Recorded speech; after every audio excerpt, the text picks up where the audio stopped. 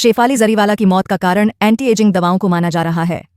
क्या होती हैं एंटी एजिंग दवाएं जिसकी आजकल बहुत चर्चा है? एक्सपर्ट्स के मुताबिक एंटी एजिंग वह तकनीक या उपाय है जिसका उद्देश्य आयु बढ़ने की गति को धीमा करना है। इस प्रक्रिया में उम्र बढ़ने की वजह से शारीरिक, मानसिक और त्वचा संबंधी होने वाले बदलावों को कम करने की कोशिश की जाती है। ये बदलाव बढ़ते उम्र के साथ आते हैं। यह जैव प्रौद्योगिकी, जेनेटिक इंजीनियरिंग और जीवन शैली प्रबंधन का मिश्रण है जो मृत्यु को तकनीकी चुनौती मानता है। जानकारी के मुताबिक गूगल भी एक गुमनाम प्रोजेक्ट के तहत उम्र बढ़ने के प्रोजेक्ट पर अरबों डॉलर निवेश कर रहा है। कैलिको लैब्स नाम की कंपनी इस प्रोजेक्ट पर काम कर रही है। कैलिको लैब्स गूगल की सब्सिडरी है। एंटी एजिंग पर कैलिको लैब्स का काम समझने से पहले शेफाली जरीवाला की मौत से जुड़ी खबर समझना जरूरी है। बीते दिनों ये दुखद खबर आई कि अभिनेत्री शेफाली जरीवाला नहीं रहीं तो लोग चौंक गए। इस खबर से जुड़े फॉलोअप बताते हैं कि Shefali Jariwala anti ageing product का इस्तेमाल कर रही थीं। रिपोर्ट में कहा गया है कि शेफाली ने धार्मिक कार्यों की वजह से उपवास रखने के बावजूद एंटी एजिंग दवाइयां लीं।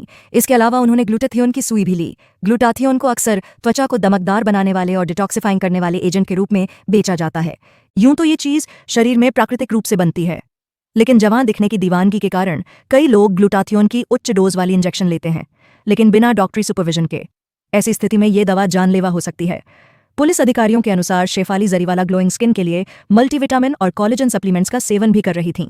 उनकी मौत की स्पष्ट वजह अभी सामने नहीं आ पाई है, लेकिन शेफाली एंटी एजिंग दवाएं ले रही थीं, ये स्पष्ट हो गया है। कैलिको अपने बारे में बताते हुए कहती है कि यह अल्फाबेट द्वारा स्थापित एक अनुसंधान और विकास कंपनी है। इसका मिशन इंसान की उम्र में होने वाली बढ़ोतरी के जीव विज्ञान को समझना है। इसके लिए ये कंपनी अत्याधुनिक तकनीक और मॉडल सिस्टम का इस्तेमाल कर रही है। इस कंपनी का कहना है कि हम अपने समय के सबसे चुनौतीपूर्ण जैविक प्रश्नों का उत्तर देने के लिए काम कर रहे हैं। मनुष्य कैसे बूढ़ा होता है और हम लोगों को लंबा, स्वस्थ जीवन जीने में सक्षम बनाने के लिए हस्तक्षेप कैसे विकसित कर सकते हैं।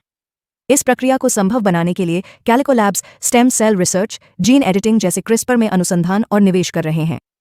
कैलिको लैब्स का काम उम्र के साथ होने वाली कोशिका की क्षति, मांसपेशियों के क्षय को ठीक करना है ताकि जीवन काल बढ़ाया जा सके। गूगल का कैलिको लैब बताता है कि हमारे बुनियादी शोध प्रयोगशालाओं में वैज्ञानिक ये समझने के लिए काम कर रहे हैं कि जीवों की उम्र कैसे बढ़ता है। इसके लिए कैलिको लैब में पूरे जीव, अंगों और ऊतकों और व्यक्तिगत कोशिकाओं का अध्ययन किया जाता है। इन शोध प्रयासों के माध्यम से कैलिको के वैज्ञानिक खमीर, कीड़े, चूहों और मानव कोशिकाओं और ऊतकों जैसे जीवों का अध्ययन करके उम्र बढ़ने के जैविक आधार को समझने का काम करते हैं। कैलिको माइटोकॉन्ड्रिया के कार्य को बेहतर बनाने पर शोध कर रही है। उम्र बढ़ने के साथ माइटोकॉन्ड्रियल दक्षता कम होती है, जिसे ठीक करने के लिए नई दवाएं और थेरेपी विकसित की जा रही हैं। कैलिको जेनेटिक म्यूटेशन और मॉलिक्यूलर पाथवे का अध्ययन करती है जो दीर्घायु और सेलुलर मरम्मत से जुड़े हैं। इसका लक्ष्य इन पाथवे को मॉड्यूलेट कर उम्र बढ़ने को धीमा करना है। एंटी एजिंग के इस बिजनेस में दुनिया की कई और कंपनियां पैसा लगा रही हैं। ऐसी ही एक कंपनी ऑल्टोस लैब्स है। ऑल्टोस लैब्स एक बायोटेक स्टार्टअप है जो सेलुलर ट्रांसफॉर्मेशन प्रोग्रामिंग में अनुसंधान करता है। इसके सह संस्थापक रिक क्लाउसनर, हंस बिशप और हैल बैरन हैं।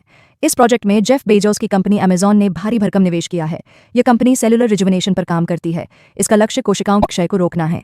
युवाल नोआ हरारी ने अपनी किताब Homo Deus a brief history of tomorrow में एंटी एजिंग के विषय पर लंबी चर्चा की है।